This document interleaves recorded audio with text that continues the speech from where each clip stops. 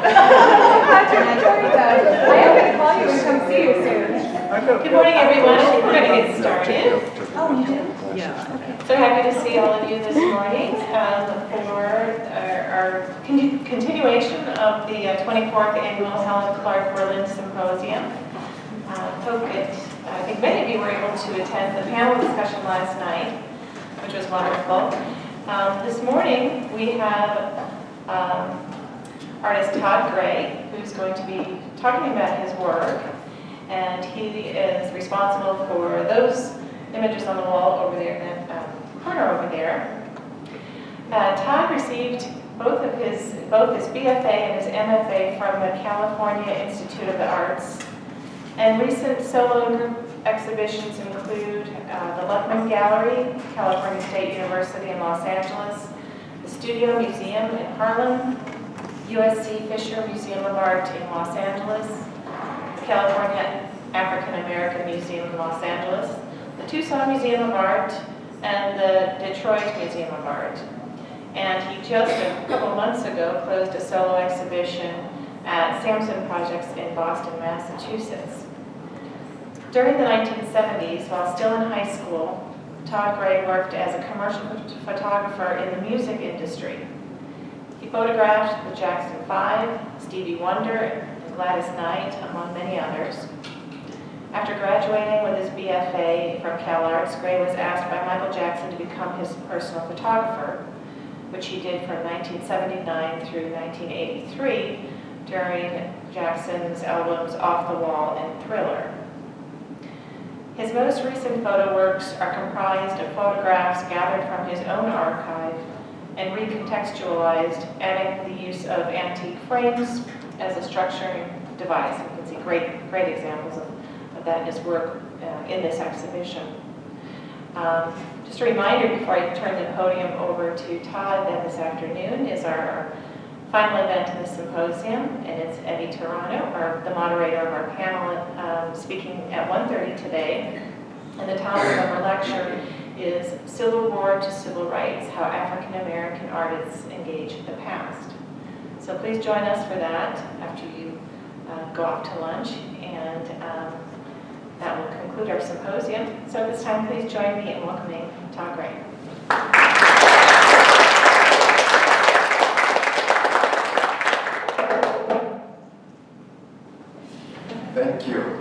Thank you, Martha. Let's see, I'm going to put this right here so I don't go on for 2 hours. Let's see. I don't know how many of you were here last night. Okay, because what I'll do is I'll be mindful of that, and so I don't go over the same territory that I did last night.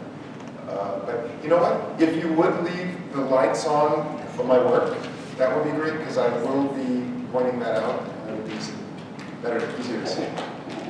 Oh, and one small caveat.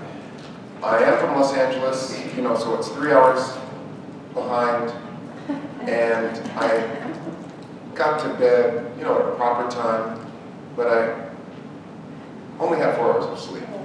So I'm not going to be on my best, so please be patient. Okay, so here we go.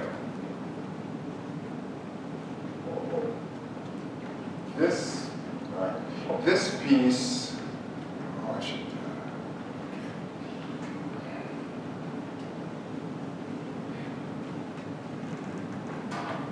as Martha said, I started off as a commercial photographer.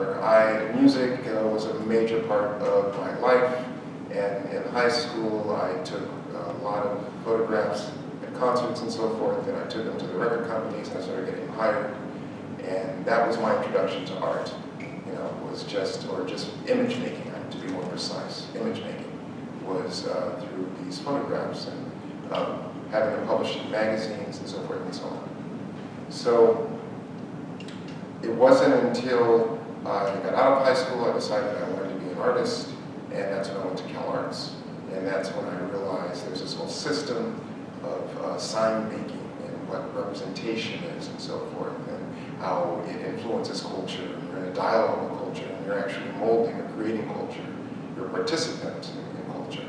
So that's primarily what got me into art is the camera. I've been making art ever since. Started in art school, so that's when I was 23. And I'm going to now jump from all of that history to now. This work started because I was working with my archive of Michael Jackson photographs. And I was in grad school with someone, a really great theorist and intellect named Helen, a photographer. And once he found out that in my past I was Michael Jackson's photographer, he says, you know what, I want you to do your master thesis on these photographs. I want you to go back to your Michael Jackson archive and consider it in relationship to the construction of race, gender, politics, and class. And so I went, whoa. So he had me reading, he gave me a reading list this long. And I read it, and I went back and looked at all these factors. So I'll get back to this image. But this is in my current series. Loosely, I just call it MJ Untitled. And what it is basically, it's photographs from the Michael Jackson era, and photographs that I've combined with photographs that I make in Ghana, where my wife and I maintain a studio for the last 10 years. So I'm an academic. I teach art photography at Cal State University, Long Beach. And so on my winter break or summer break, I'll go to Ghana, and we have a studio right on the beach there. Well, what she calls it is a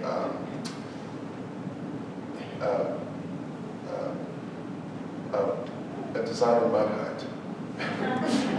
So she says, what it really is glamorous camping, because we have no utilities, there's no paved road, we in the villagers dug a well, no electricity, a cooler that we have to go into town and change out every 4 days with ice and so forth.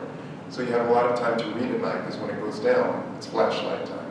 So anyway, just a little background. That's where these photographs come from. And I'll come back to this one and give you some background about it a little later. I don't want to give it too much context.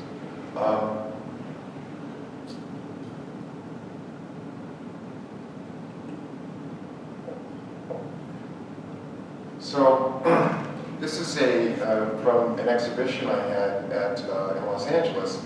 And this is a good example of me questioning what photography is, questioning what sculpture is, questioning what my position is in the African diaspora, and also it's my own personal history.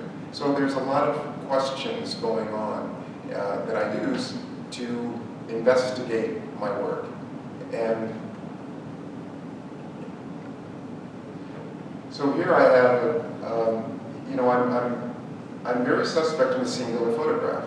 I think an individual photograph is just wide open to such a either interpretation, misinterpretation, or it's what is called a floating signifier. Unless you have a caption with a photograph, it can mean almost anything. It's whatever you want to project onto it. We think we're looking and getting it, understanding the photograph and the message is coming this way. 90% of the time, you're throwing the meaning onto it, and it's reconfirming your preconceived idea of what you're looking at. So I've been thinking of how can I really disrupt that? And I thought, well, one thing I can do is use the idea of collage. Use several photographs. So your mind you have to participate. You have to actively look. You can't passively look like you passively look at a screen. You have to interact with the work, and I can't control where your eyeballs are going to go. So if you go to the bottom, and I think you can all hear me, huh? Yeah. Okay, great. And do you need this for the audio for the video, or it's not? It's fine. Okay, fine. So, bright light. So, if you examine it, I have photographs that I took in Alabama, where right before the Thriller tour was kicking off, the Jacksons were rehearsing in Alabama. And so this is in the parking lot of the hotel where all these people had gathered to get a glimpse of my home. And so I'm using that. This is a swamp and mangrove in Ghana, not too far from where I have my studio. And then I have, you can see that that's Michael again. And then I have a gang member from the Bloods. I have the gang members from the Bloods because I photographed him on the set of the music video called Beat It. They used actual gang members. There was a whole LAPD gang crash unit on set for the Beat It video because Michael wanted it to be very authentic. And so, but you would be sort of amazed. These hard brothers, and then Michael comes out, oh, hey. It was just sort of amazing to see all this machismo just broken down to the most basic level. So I was taking photographs, and another thing, oh gosh, I gotta stay on track. Another thing that just wanted to, if you see how reflective his surface is, so it would appear that he's sweating. Just to give you a little background, the makeup artist was going in on all the gang members, smearing Vaseline on their face, so they would look more sweaty, they would look more greasy, they would look more working class. These are class signifiers, because you don't sweat when you're in the middle class. You're in an air-conditioned space, when you're working hard and all that stuff. So there's class signifiers. And I was just really interested in how just these little subtle details of class were coming out. And since I've done all of this reading, it was quite interesting. How to make, but no, he doesn't look, doesn't enough, get him greasier, right? And there's these whole other ideas about oily skin and so forth, and greasy reflection on dark skin. So all of these symbols were coming out. Okay, but I digress, I come back.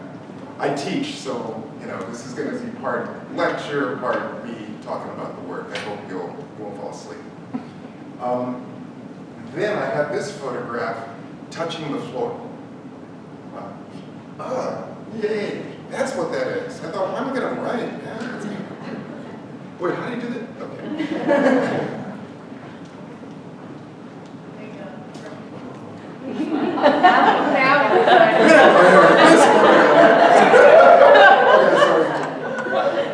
Why don't you turn the video off? Okay. So this photograph, the museum, this was also an exhibition at Otis Art Institute, gallery rather, and they were very hesitant to install this piece when they got the instructions because I told them I want this photograph touching the floor. It's very important because I want the viewer to feel this idea that they are standing on top of this person, that we're talking about one on the lowest rung of the ladder in society. And so I want you to feel that, and I want you to sort of like, whoa, that this person's, has been violated just by the positioning on this wall. And so it was very important for that to happen. And here I am, because Michael is the, for all the scandals and so forth, he was like a model, what is it called?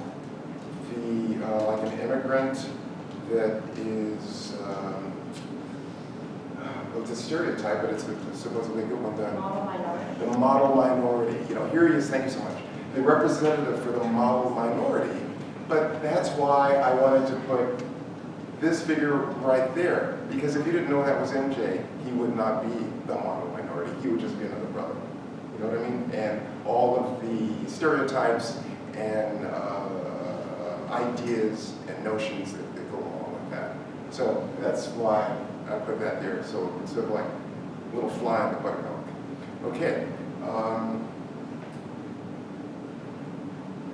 And as I go on, if you want to ask a question, please feel free.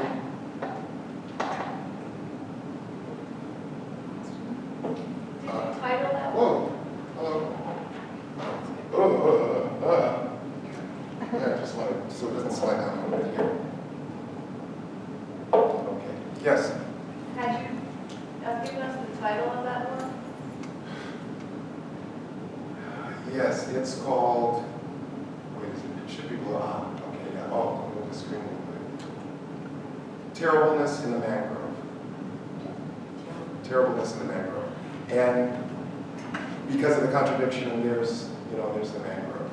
And I'm talking about the diaspora and the exhibition that I had at Samson Project its exquisite terribleness.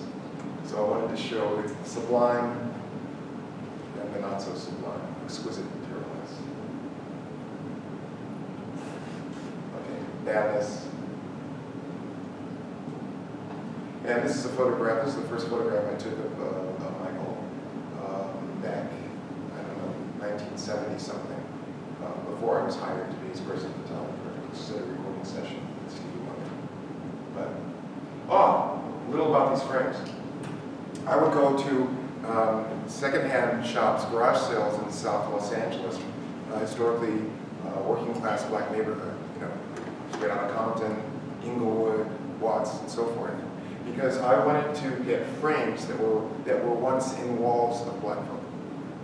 And then reposition this, and now I'm making it about family. So when you look at I wanted to use the metaphor of a family album.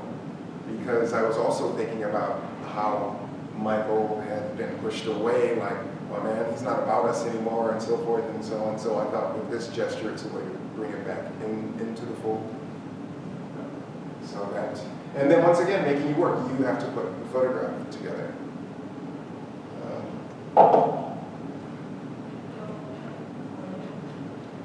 This is bamboo royals, and so it's about 43 by 52. And this is an amazing photograph because I was in Ghana, in West Ghana, at a place called Inzulezu. And in Inzulezu is a lake, and the residents reside on, you know, it's built out of bamboo, and it's all on stilts. It's a stilt village on a lake. And this gentleman here is a resident of Inzulezu, and that's how you get around in Inzulezu. You get around in dugout canoes. So that came from there. So I was walking around this stilt village, pretty much made out of bamboo, suspended over the water, and I poke my head into someone's door, and I see this little cot, and everyone's, you know, dirt poor in Inzulezu. And there is a postcard, a picture of the royal family. You know, the oppressors, the people that colonized, that exported slaves, did all this, you know, the British, part of the British Empire, which Ghana was. And I'm thinking, wow, that's so amazing that you would have a photograph of one who oppressed you. And I thought, immediately I thought of Frantz Fanon and this idea called mental colonialism. And mental colonialism is when those that are colonized actually buy in to their inferiority and the colonizers' superiority. But you know, that's all structured because they go in, the colonizers, you can't speak your own language, you cannot no longer participate in your rituals, everything is disrupted and you're told your culture is worthless and this is a better culture. And you sort of believe it because look, they've beaten us in war, so clearly they must be superior because they have actually they were victorious, you know, conflict over us. So that's and so I have this, and then I have Michael at an award, at American Music Awards, and I just thought, oh, he's sort of got the tropes and signifiers of the family with the tuxedo, and just, isn't that sort of interesting, coming from the slave, this arc of going from slavery here to riches, you know, and so forth, and then, anyway, it's problematic, but that's what I like to do. I don't solve problems in my work, I present multiple questions. It's very important for my work to be not only problematic, but polymorphous. That, you know, it looks at it as different forms and different signifiers. So I'm a pluralist. I don't think there's one way. I think there are several ways, and that's how at 61. That's the philosophy that I'm most comfortable with. There's not one way. If there's one way, then I'm not looking hard enough. If there's one way, then I'm being lazy. You know, because life is just full of contradictions. It's a beautiful day, not to me. Or, okay, so I'll go on. Mousy. You can see, this is where the caffeine in the 4 hours trying to get on. Okay. This one is Cape Coast and Nickel. Can you be my timekeeper? Do you have a watch? Danny, do you have a watch? Yeah. Can you sort of give me my 15-minute sign and then my 10-minute sign? Yeah, you're so good. It's 11. What? Okay, good. Go ahead. I'll give you like a... Okay, make sure I kind of... Okay, here we go. 15 minutes. No, I'll do that. Thank you. This is Cape Coast and Nickel. This is a shanty. I took this picture of a little shanty village. It's adjacent to the slave castle in Cape Coast in Ghana, which is where a lot of slaves exited Ghana and made the Atlantic crossing and arrived in the Americas. So this whole thing also reminded me of Cubism. You know, I was looking at it, and then I thought of Picasso. And where did Cubism come from? When Picasso went to an African exhibition in Paris, was it Baroque as well? Yes, yes. Right, and both of them, and that's, but you know, that's sort of good. That's so Cubism came a lot from African art and African masks and so forth. So I thought, okay, I'm going to borrow back from Cubism, bring it back to Africa, but with a system of economics. This is sort of like this forced Cubist structure, which is a signifier because there is no money. And so here we have this, and then I have a picture of Michael from Beat It. And Beat It was the music video, Beat It, with the Kings and so forth and so on. For those of you who don't know. Beat It was, no, there are. Beat It. You know, there's 1%. So Beat It was filmed on 5th Street, which is Skid Row in Los Angeles. And Skid Row, in the vernacular of those that live there, is called the nickel. What happened, man? Oh, he fell down on the nickel. He's down hard on the nickel. And so that's why I call this Cape Coast and nickel. So, and for me, you know, the relationship between this red and here, and how, you know, what if that slave ship hadn't come? Then he wouldn't be, you know, it's just the weirdest contradictions, these relationships. So I'm examining my place in the African diaspora. You know, I have certain privilege, material privilege, from this African diaspora, and I also have problems, you know, but that's my story, and that's what I do. I investigate my story in this way. And you might be wondering, where's Michael? Why don't you see his head? Why do I do that?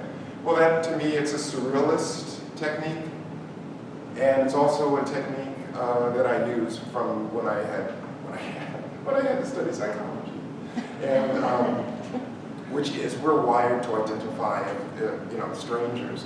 We're wired to make a quick decision if it's friend or foe, and to identify through the face, so forth and so on. So I want to put a roadblock to that, so you don't, and so you have to keep looking because you can't make a positive identification of what you're looking at. So, by the way, this, and then another thing is if Michael's face is there, it's just going to be, ooh, Michael. And you already have a whole preconceived set of attitudes and ideas about what you're looking at, and there's a certainty. I don't want you to look at my work with certainty. I want you to look at the work with, oh, could it be this, the possibilities, and get your synapses fired. I want synapses on fire. So, synapses on fire. So here we have Chuck Berry and Michael Jackson. And this is called Faustian Darkness. So, am I right? It's been a while since I've said that. Yeah, Faustian Darkness, 2014. And so, found antique frames. And this, it's the, you know, the Faustian bargain with the devil. To me, that's showbiz, baby. That is a Faustian bargain. And then Joseph Conrad's Heart of Darkness. You know, that's what the signifier Heart of Darkness. I mean, to me, there's this fabulous literary references in the work. So, if not Wikipedia, just those two, and then go, oh, really quick. So. For those of you, I mean, because I didn't know that when I was undergrad. All right. And so, see, this is, remember that photograph that fell, and I had, so this is another construction of that. I think it's called Alabama Mangrove. Oh, Mangrove.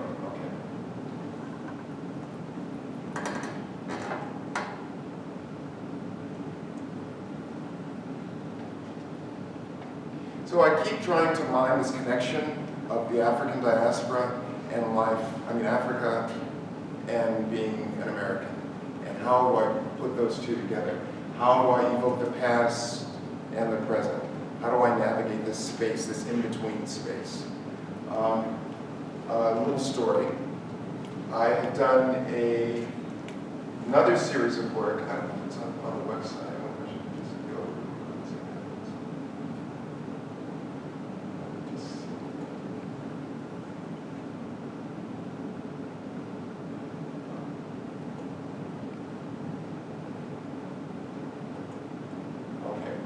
I had done another piece of work back in '86, which is called Urban Myths? Urban Myths series. And it was where I was also looking at my African heritage and being in the African diaspora.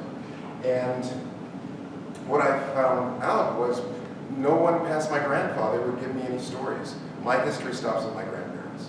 And I later found out that my great-grandparents were slaves and no one wanted to admit it, so hence they passed on no information. So that's where my history stops. And I looked at that as a great opportunity because now I can invent my history. And so that's what I did. I got a map of Africa, I got some darts, I threw the darts on the map, then I went to the library, there was no map, and I got a book and saw the artifacts that were made from that region. And I looked at them and I said, well, clearly I did not come from this tribe. So I go back to the studio, I throw a dart, I go back, I don't think I came from that tribe either. Until I said, I must have come from this tribe, because this stuff is smoking. So I figured through my DNA, I recognized my heritage, which was a people that made fantastic visual artifacts. And so that was how I came to invent my history, invent my own mythology.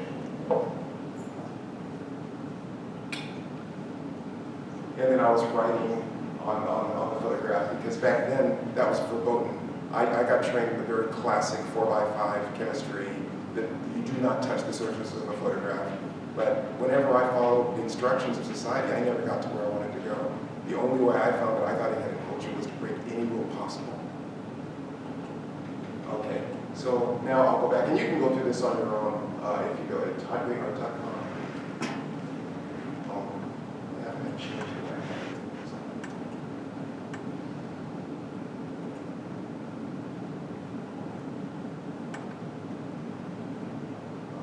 Start with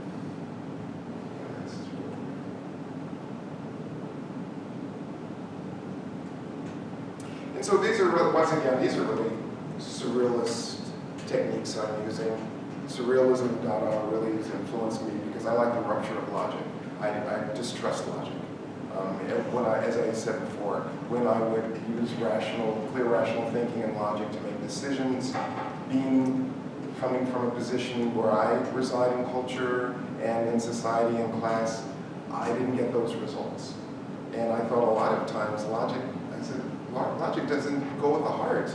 I mean, logic can render some very cold, brutal results.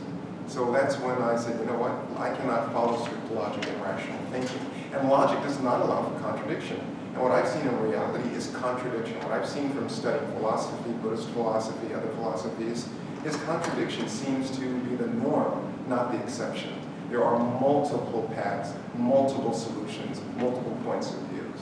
So that's what also comes into this work. So here we have three of the, you're lucky because I would never admit to this, but I'm really pleased to be at Randolph. I'm pleased to be at this museum, and so I'm giving you some information that I would not normally share with people, which is like who these people are in the photographs, but I thought you might like to know. So this is Jackie Jackson, there's Michael, there is Marlon Jackson, and this is the drummer called Sugarfoot. Okay, that's his nickname. And I never known his real name, I've only known him as Foot. Because I was trying to call him Foot. But if I wasn't trying to call him Sugarfoot. That's because Michael gave him that because, well, you like Sugarfoot. I mean, it's like that beat. It's so sweet. Sugarfoot, and it stuck. I know my Michael Jackson accent sucks, but I have to revert to that, because that's how I hear, whenever I hear his voice, I always hear this little whispery voice. And it only gets a little like this when he's talking about money and making a deal. Then it gets a little more resin tone. Otherwise, it's this little wayfish voice. Okay. And yeah, there's something about the texture of the hair. There's something about the texture of the bushes. There's something about, well, I love combining this, this is the past, this is current, this was just taken 3 years ago. And you don't know that, but for me, this feeds into it. And when I took these photographs, they were made for newspapers, magazines, public relations, press, but they've been recontextualized as art and recontextualized as a way for me to examine my position in the African diaspora. Oh, that's, by the way, that's Iggy Pop. I used to share an apartment with Iggy Pop, and that was hell. And this is a little boy from the village. Yeah, that's Iggy Wonderland. I'll go on. I can't tell the Iggy Pop story, but it doesn't matter. Let's see. Here you have a photograph of a little girl holding a picture of Michael. I took a stack of photographs of Michael in 2008, a year before he passed. And I just went around the village, and yeah, mirror, mirror. And this mirror, mirror actually comes from a Carrie Mae Weems photograph. She has a piece where it's Carrie Mae Weems going, mirror, mirror on the wall, you know, who's the fairest of the all? And it goes, it ain't you, black bitch. You know, really talking about the culture's villainization of black women, talking about, you're not beautiful, look at your nose, look at your lips, look at your hair, look at your buttocks. So she was talking about how culture, the aesthetics of beauty did not apply to the black body. And so she did this piece, and she made it really hard. You know, I mean, this piece is done. I always show that piece when I talk about Carrie Mae Weems and my students, because it gets to the blistering sting of rejection, you know, of your own body from majority culture. So it really doesn't, in a way, now I want to get you guys in a broader context. It doesn't matter if it's America. I don't care what culture is in a majority, where you are, that culture is going to villainize the minority to maintain their level of superiority. And there's something called the master-slave dialectic. This is Hegel, the master-slave dialectic. That really got me interested because it talks about how one needs to maintain this idea of superiority and of privilege. And so it's not just, I mean, that's just how things are structured. But as a culture, we have to be aware that this occurs, and we have to, it's an ongoing struggle to question that, to keep equanimity, to keep equality, and so forth. And that's what happens with patriarchy. It's the same thing. It's the same thing. So, any question, or is anybody offended, or hopefully I'm putting this in context. And if you want to add context more, please feel free. Can you talk a little bit about the flowers and the pictures? Yes, absolutely.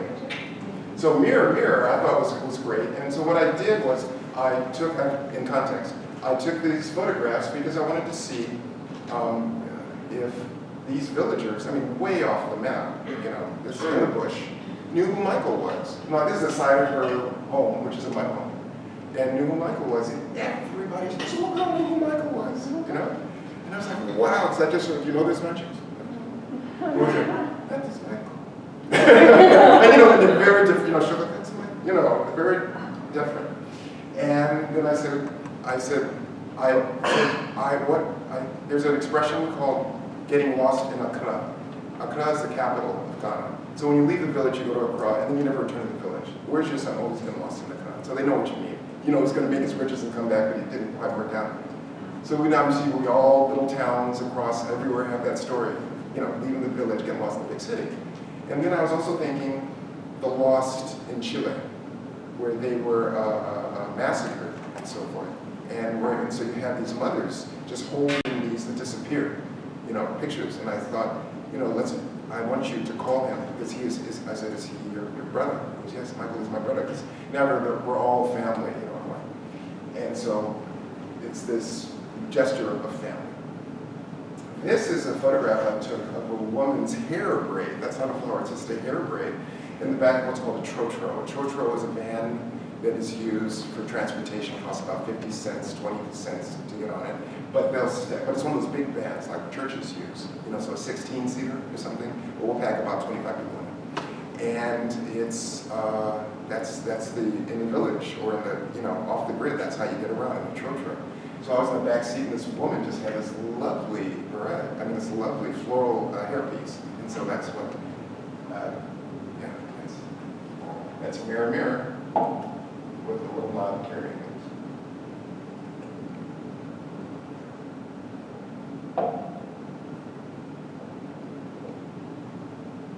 Top right face. So this is a village. I haven't looked at you. I'm not at the 15 mark yet? You're right, you're like 1 minute away from that. Ooh, You just got feel it. I'm so... right before. Okay. Would anybody ask me, if you want to ask me what to name your child or anything like that? I'm in the flow. I'm in the flow. Yes, I love talking in situations like this, more so than the panel, because I have to be, but I'm feeling, and I'm going to get right back. This is the 4 hours sleep deprivation. All right, so this is the remnants of colonial architecture. This is the face of colonial architecture. And that's just bizarre that it actually is a fake. I'm wondering if the architect who designed that was aware of that. And here we have Alabama, and she's holding a little picture of Michael. These young pubescent girls in rapture, in total rapture, waiting to get a glimpse of Michael.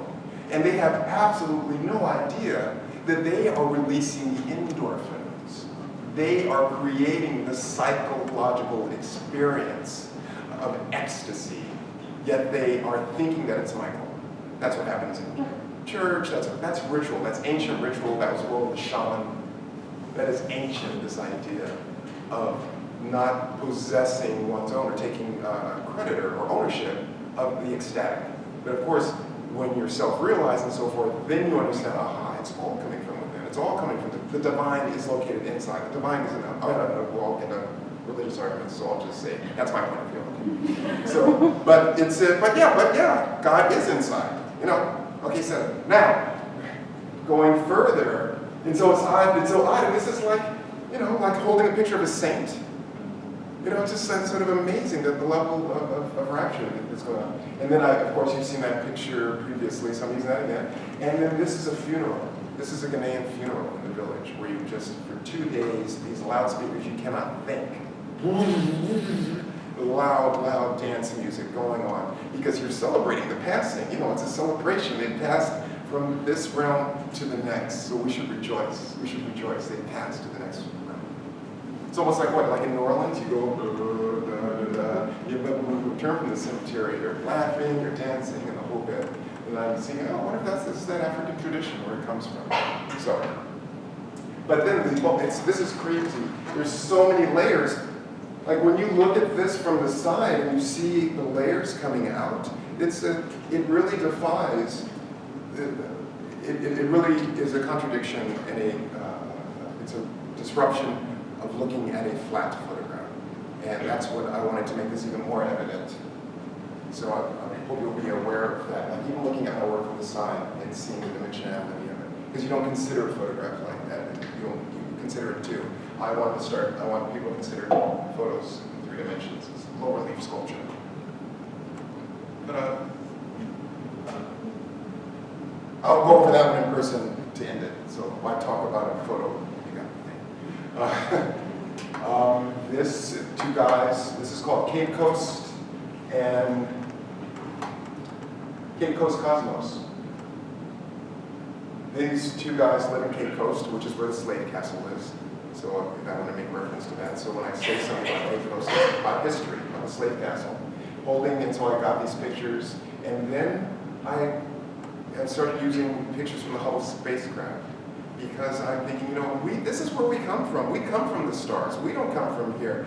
But if we have a very limited perspective, right, we come from here, but where did this come from? This came from the stars.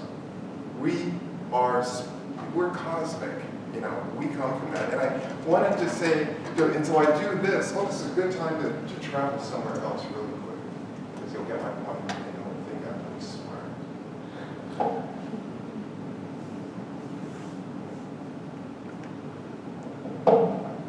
This gang member also comes from this. It's only because of sociological, economical, geographical, and historical energies, synergies, circumstance that this is what he's become. You have choices there too, but also limited options, right? But this could be Martin Luther King. This could be Einstein. This could be anyone because the possibilities are infinite. when you come from this soup. And that's why I wanted to put the abject in the society with that which is most sublime, and which is infinite. To sort of like let us think, oh, there's more to it. I gotta just say, oh, bad criminal. No, there's, we need to put this in context. Everything needs to be put in context. So, and then of course I have his identity hidden with African fabric, which actually was introduced by the Dutch, which was actually, was it Indonesian or what was the Dutch colony? Jakarta, and that's where these fabrics, the little history. The Dutch made these wax patterns and so forth, and they brought them to Jakarta and so forth. They did not want them, so then they shipped them to Africa, and that's where they've been embraced. And now the Africans, but it's just the history of African fabric is very funny. It's very funny. It wasn't made for Africa. It was economics that got it there, and it was actually made for an Asian country. So. Yeah. Oh, and this is 6 foot tall. It's a huge piece. It's a huge piece. Oh, 68, just shy. And it's, these are 1, 2, 3, 4 frame photographs.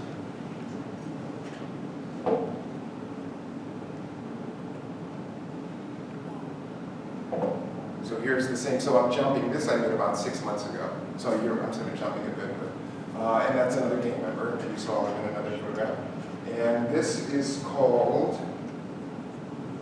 Ireland Same Same, because you'll see that there's the word Ireland in there. This is the overspray from a sign painter, African sign, like Ghanaian sign painter. And I saw, wow, why is that overspray? Because so many Africans are trying to get to Europe.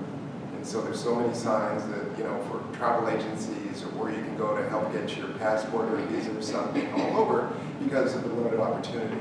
And I just thought, so this is talking about global economics, exploitation of labor, all of that. For me, there's a lot of signifiers here. So I made it positive and I made it negative, just to sort of like flip it. And then of course, African fabrics, that looked like spectacles. And then, because I went to Cal Arts, little Disney years. So,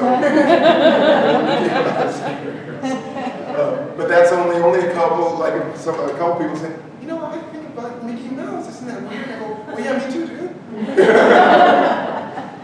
Because I like the absurdity and the levity, and I went to Cal Arts, and a little quickly, Cal Arts was created by Disney and underwritten by Disney as a way to get a full tax deduction from the animation department.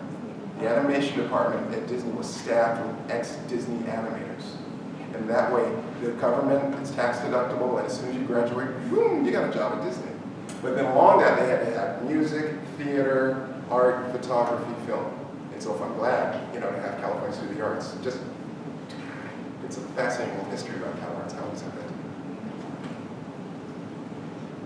Okay. Am I like 5 minutes? So I'll just, then I should probably talk about, gotta tell you this one because this is killing. Welcome to planet Earth. That's a tree outside of a slave castle in Ermina. So I was going to all the slave castles and take photographs, but I wasn't taking photographs of the castle. I wanted to take photographs in proximity to it. So this is a tree, and it's right in front, and it's all marled, and it looks horrible. And someone came to me and they said, you know why this tree is like this? Because its roots has absorbed the blood of the people who have suffered in that place. And I mean, it's such a strange tree. And but that's the mythology of that tree, because that tree witnessed all the horror of that architecture which stood behind it. And then just seeing Michael on stage at this, he looks like, he's ready for the guillotine, ready for the gallows. I'm just like, wow, man, this is really, it just can't, look at this, and I don't think it's that a stretch. I mean, so you got sort of, can you see that body, and I just said, wow, just switch context, and then your mind's going to open up to the possibilities. Okay, I should talk about what I have in front of me.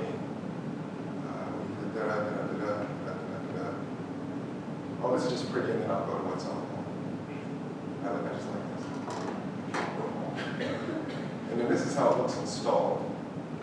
So you can see the dimensions I took like side photos.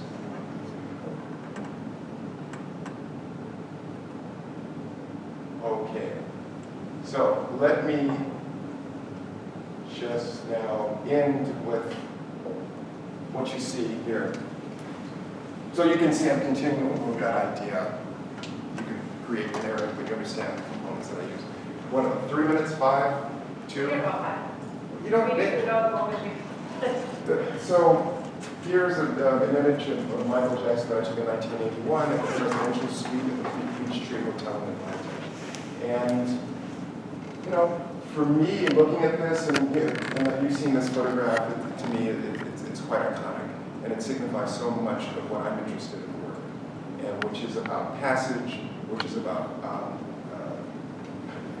colonialism. I mean, it's just so he's dressed in proper British whites that you should be wearing when you're in the bush.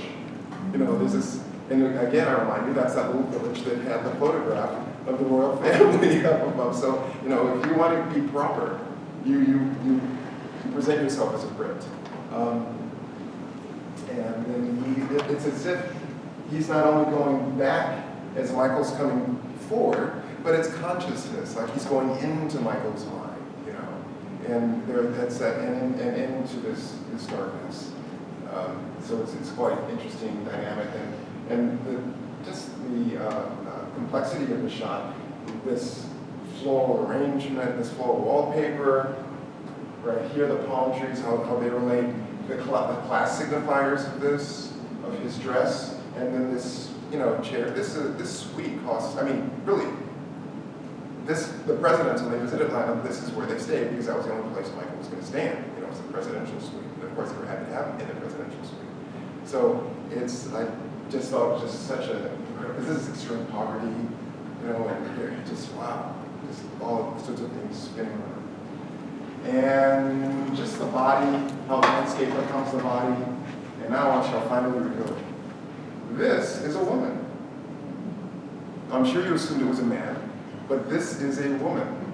And I thought that was very interesting. So when you wanted this image, I wasn't going to say, no. He said, I'll tell you afterwards. But because of how interchangeable gender is, and when you see a certain amount of muscle, a certain amount of definition, you just sort of assume what it is. But and then this is signifying mental colonialism. This, just so you know, this is actually a little figurine picture of Snow White. So that's her arm, that's her midsection, that's Snow White. I found that in my son's bed, and I just made an out-of-focus photograph of it, very dark, and so I call her Snow Black. And which is, again, that trope, that idea of Snow White is what I want to be. Snow White is the sign of beauty, and so forth and so on. And that's mental colonialism, and that's why I have this is called Systems After Phenomena, because this is an idea, if you're interested, there's a book called Wretched of the Earth, and Black Skin, White Mask. Yeah, those two books are just incredible, where he discusses how majority culture maintains its mental grip on its subjects with these ideas. So now I'll open it up for 2 minutes of questions. Yes, sir. Do you also explore the African diaspora in the Canadian experience, like Central America? I keep it to Ghana because I have fantasized, I have imagined that that's where I'm from. I can't prove it. And I'm not going to take a DNA test, I really don't. I want to keep my own imagination. So, you can do that? No, thank you. I want to keep my imagination intact, my own story, my own story. So I do that because I have history there. I have a place for 10 years. I've had a home in Ghana, going back and forth. So I limit my work to my own history. And I wouldn't feel confident going to the Caribbean for a little time and coming back, because that's not my experience. So no, I'm only talking about Hollywood and sounds kind of shallow. But thank you for that. I've got a question. Oh, please. Could you tell us something about the trees that are on the landscape that is sideways? Will you tell me how you actually navigated, or how you I kept the photograph? sense the person. That's the body as landscape. That's the body as landscape. And I don't want to say more than that, because I want to keep it open to the dialogue and the narrative that you've created. I really respect that. I really think that's very important. I like to open the door, but not tell you what's in the room. I just want to open the door and say, please walk in. experience. But yes, I was using that idea because of the, the hourglass shape and so forth and so on. And then there was another way I was suddenly going, it's a woman. Am I doing this? But I knew your mind would still make it a man. So, or I was assuming, But the landscape is, the land also is. We got here because of this waterway, and this is the Atlantic Ocean, and that's how we got here. And that's how I use water in my work, because that's the Atlantic crossing. That's how we got here, this connectivity. Atlantic. Have you exhibited in Ghana, and Yes. how was your work received? I don't know how it was received, but I've exhibited at the Goethe Institute in Accra, in Ghana, in the capital city, but I have no idea how it was received. And it wasn't this work, it was a different body of work, where I used white foam. Think I should? Yeah, absolutely, that was my question. To explore the further reaches of identity and the ambiguities of identity that the more recent work proposes.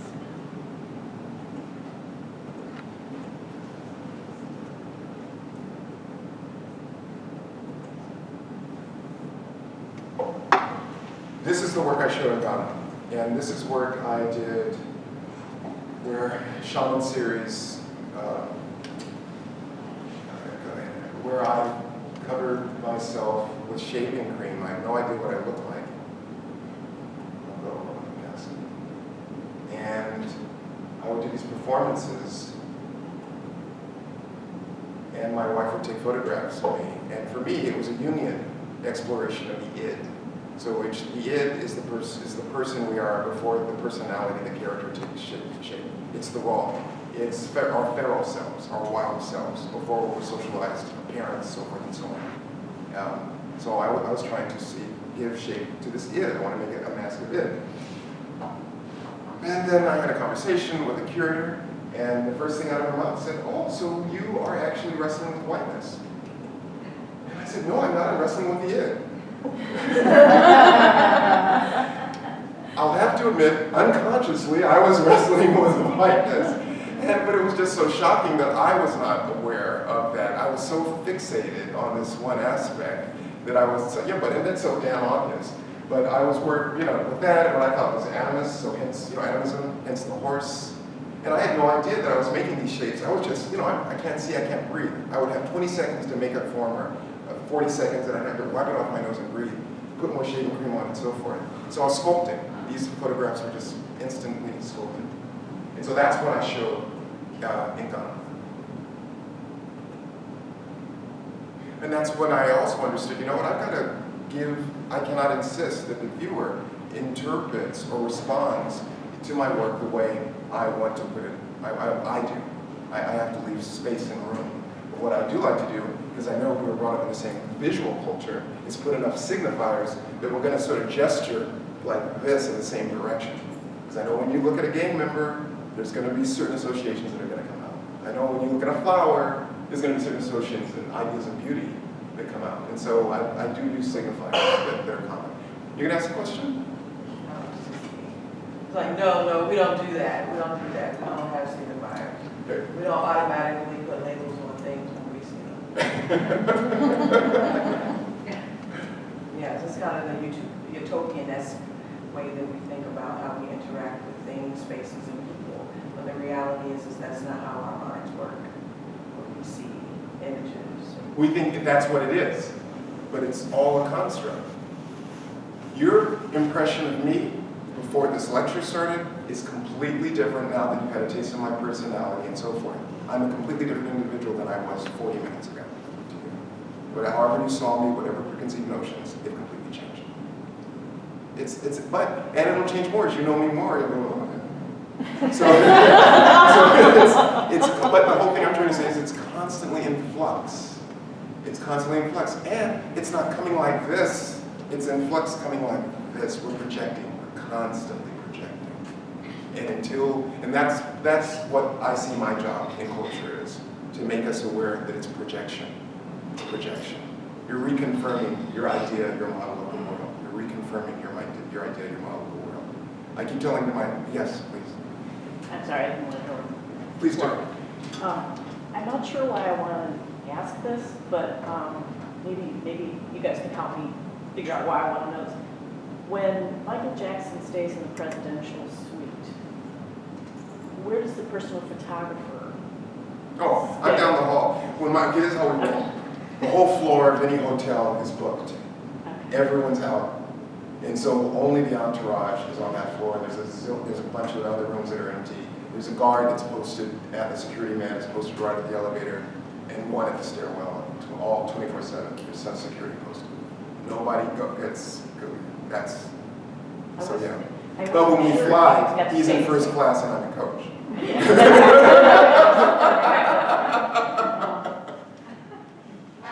And this will be the last question. I wonder if you ever feel like you're on a razor's edge of finding the freedom of creating your own history and rejecting the definition of others, who both pertain to a perception, how you're being perceived. Does it ever feel at one moment a freedom and another moment a trap? The idea of an art that is based so much upon perception of one, of the very essence. I mean, I just think of it in terms of my own art, that I often forget about myself when I'm working. And I wonder if that happens with you, or if you need a heightened, I don't know, it just seemed to me like there's a razor's edge here that I'm hearing. And I'm not sure if you feel it serves you, or if it sometimes... Like my perception of self serves me well? Or? No, dealing with the perception of others, of how you are as a black man in America, or your work, or putting a microphone on your face, that it does deal with the perception Right. of yourself, or of your group. Okay, I want to answer this in two ways. I'm sure when you go out of the house and you're wearing heels, those of you who wear heels, and maybe your skirt may be a little shorter, or maybe it's a little longer, that you are aware of how you might be perceived as more conservative than you think you are, or, no, I'm really not about that, this is fashion. You know, and then now you're navigating space in a different way, because you are aware of how you're being perceived. Or you're wrinkled and you're this, and you didn't have enough time to iron, and people might think you're unkempt. And so that, so that's fluid. But I know what you're. So this. Actually, it is that term you used of when you go out. Yeah, in public space. In public space. So that, but when you're in the studio Okay. by yourself. In the studio, okay, now I'm going to deal with that process. I have no idea I'm going to make this piece. I have no idea I'm going to make this piece. I'm in the studio, I'm putting photos together, I'm on the computer doing things until, and listen, I've had so much education. And this is not bragging or anything. It's like, I think it's a burden at some point. You say, hey, I just want to put it on a shelf and we'll let it come out. But you know what? It's impossible. It's impossible. So I know the cerebral is going to be there, so I do not defer to it. I want it acting in the background, and I want to see what's going to come out of my unconscious, because I know every gesture, everything I make, I own, and and that gesture is about me. So when I'm in the studio, I'm not thinking of you all at all. I'll say that after I've made the work for a lecture, but when I'm doing it, I'm doing it for me. And I'm doing it so I can be mesmerized. I want to get off. I want to get mesmerized. I want to go, whoa, what the hell? But I want to make something that defies language, that cannot be tidily described. You have to look at it. I tell my students this, you know when it's smoking? When you cannot accurately describe the piece on the phone to someone else. That you have to look at it, because it's a visual phenomenon. It's retinal pleasure. I'm about the retinal pleasure, of the eye pleasure. So, but it's got to be critical. Because it's got to be substantive and have meaning for me. So I don't question where I am in diaspora, I don't question this, but I do have a schematic. I'm going to take something from A, something from B, I don't know what C is going to be. A is my archive here, be as my archive in Ghana. Those are the only rules I use. Is that answer? It answered even more than I asked. Yeah. Thank you so much. Thank you so much.